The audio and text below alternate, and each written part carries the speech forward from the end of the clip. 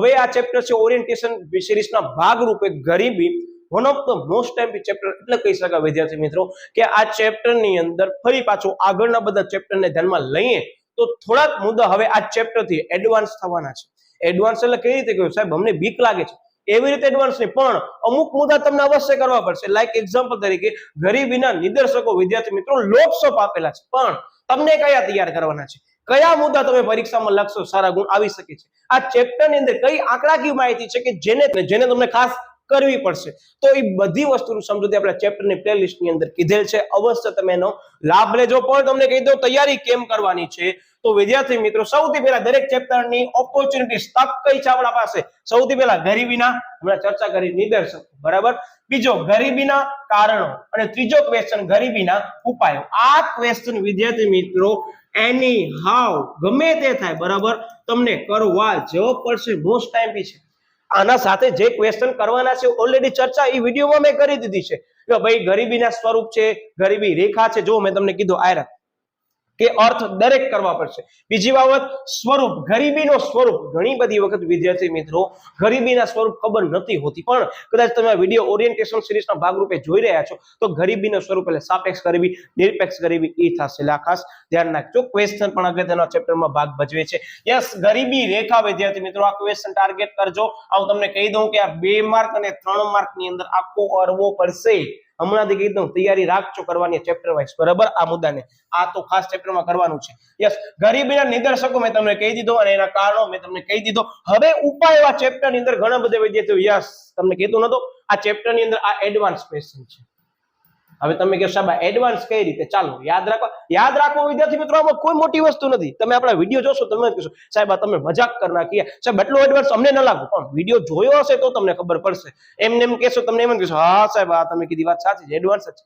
પણ હું મારા દરેક વિદ્યાર્થીને શું કહું ખબર છે, આ ચેપ્ટરના સિરીઝ તમે જોશો ને તો તમને આઈડિયા આવી જશે કે જે ક્વેશ્ચન 2 માર્કમાં પૂછાય છે અને એ જ ક્વેશ્ચન વિદ્યાર્થી મિત્રો તમને ઉપાયોમાં દેખાય છે મુદ્દો, તો સૌથી પહેલા એ ક્વેશ્ચનને ટાર્ગેટ કરાય. કારણ કે જનરલી આ ક્વેશ્ચન વિદ્યાર્થી મિત્રો 5 માર્ક્સમાં આવે છે ને તો કોઈ પણ 5 ઉપાયો અથવા યોજના ડિપેન્ડ્સ કઈ રીતે તમને પૂછાય છે. આપણે શરૂઆતની અંદર જ્યારે વિડીયો ચાલુ કર્યો છે ને આ મુદ્દાનો ત્યારે મેં તમને કહી દીધું છે. તો આ 5 મુદ્દા વિદ્યાર્થી મિત્રો એવા તૈયાર કરવાના છે અને હું એવા જ તૈયાર કરાવવાનો છું કે જે 2 માર્કમાં આવશે તોય કામ આવશે અને 1 માર્કમાં આવશે તોય કામ આવશે અને વિદ્યાર્થી મિત્રો 5 માર્ક્સમાં આવ્યા તમને સરળતાથી યાદ રહી જશે.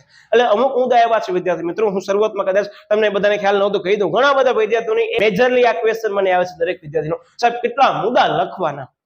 તો હું તમને કહી દઉં પેપરમાં જનરલી બોર્ડનો પેપરમાં મેન્શન કરેલો હોય છે. હવે અમુક વસ્તુ એવી છે અહીંયા મારા હાથ બંધાયેલા છે હું નહીં કહી શકું, પણ એટલો હું કહી શકું છું વિદ્યાર્થી મિત્રો તમને હિન્ટ આપવા માટે કરી કે જ્યારે પણ પેપર ચેક થતા હોય બરાબર, આ તમને માત્ર જાણકારી માટે આપું છું. એવું ન વિચારજો કે સાહેબ અમે આમ જ કરીએ, તો હું તમને જાણકારી આપી દઉં છું કે બોર્ડની અંદર જ્યારે પણ પેપર ચેક થતા હોય તો ઉપરથી સરસ મજાની એક કી આપવામાં આવેલી એ કી ની અંદર બધું મેન્શન હોય.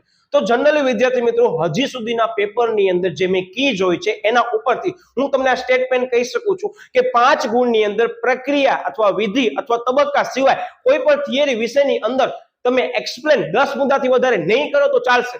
શરૂઆતમાં રિપીટ કે તો 10 મુદ્દા એટલે કેવા, હવે એક લાઈનનું વિદ્યાર્થી મિત્રો સમજૂતી પેટા સમજૂતી આપેલી હોય ને તમે 5 મુદ્દા લખીને મૂકી દો ક્વેશ્ચન, તો એ વ્યાજબી નથી.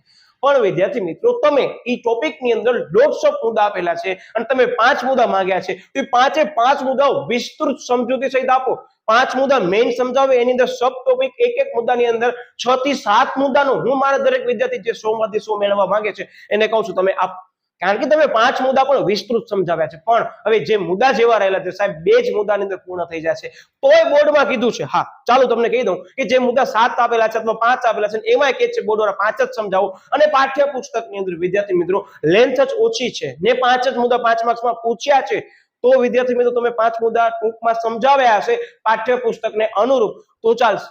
પણ હવે પાઠ્યપુસ્તકમાં વ્યવસ્થિત સમજૂતી આપે છે તમે 5 માર્ક્સની અંદર કોમ્પ્રોમાઇઝ કરીને લખો છો સબ પોઈન્ટ, બરાબર, તો વિદ્યાર્થી મિત્રો એમાં તમારી ભૂલ કહેવાય. આ મને દર વખતે ઓલમોસ્ટ વિદ્યાર્થીઓની મેજરલી પરીક્ષા વખતે આ બધી વસ્તુના મેસેજ ઇન્સ્ટાગ્રામમાં આવે છે, બરાબર. ઘણા બધા વિદ્યાર્થીઓ ચેપ્ટર અંદર કહેશે કે સાહેબ આ ચેપ્ટરની અંદર નિર્દેશકો સાહેબ ઘણા બધા છે તો સાહેબ અમે શું કરીએ, તો એ વિડીયોની અંદર મેં સમજો તમને આપી છે ખાસ એકવાર વિડીયો તમે આ પ્લેલિસ્ટ ની અંદર જે પણ જોવા મળે છે એકવાર જોઈ લેવાના. ઓરિએન્ટેશન સિરીઝ વિદ્યાર્થી મિત્રો આ એવા પ્રકારની વસ્તુ છે કે તમને ખબર હોવી જોઈએ કે આ ચેપ્ટરમાં મને ક્યાં ધ્યાન રાખવાનું છે. આ ધ્યાન રાખવાની જ બાબત હું તમને કહું છું, બરાબર. એટલે આ ઉપાયોની અંદર વિદ્યાર્થી મિત્રો મેં તમને કીધી એ બાબત, અને આની અંદર યર આવશે અથવા કોઈ પણ સમજી લો યોજના આવશે અથવા કાર્યક્રમો આવશે, બરાબર, અથવા સરકારની કોઈ પણ નવા ઇનિશિયેટિવ લીધા હશે તો આની અંદર આવશે. અને કદાચ તમારી પાઠ્યપુસ્તકની અંદર 2026-27 અથવા 25-26 ને ધ્યાનમાં લઈ અપડેટ આવી હોય તો મને એવું લાગે છે કે અહીંયા અપડેટ આવી શકે છે.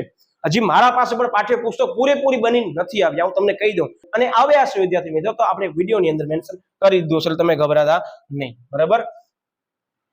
જોઈ શકો છો આ આપણા જે ટોપિક મૂક્યા છે, બરાબર. હજી આના અપડેટ થઈને તમને જોવા મળશે, તમે જરાય ગભરાતા નહીં. બાકી તમને જો કહી દઉં છું, માત્ર તમને આ વિસ્તૃત સમજૂતી નહીં આપો, આ જોઈ લો કેટલી વખત પૂછાણા છે, બરાબર, અને કેટલી વખત સેપરેટલી પણ મુદ્દા આવે છે, એટલે કરવા તો પડશે જ. તમે એમ નહીં કહી શકો સામાજિક કારણો નહીં કરો તો હાલશે, આર્થિક કારણો નહીં કરો તો હાલશે. આર્થિક કારણો જ પૂછાઈ ગયા 5 માર્કમાં તો, સામાજિક કારણો જ પૂછાઈ ગયા તો ત્યારે તમે અટકી રહેશો, એટલું હું તમને કહું છું, બરાબર. એટલે ખાસ એકવાર વ્યવસ્થિત જોઈ લેજો. તમારા પાસે સમય છે, હું માનીને ચાલુ છું.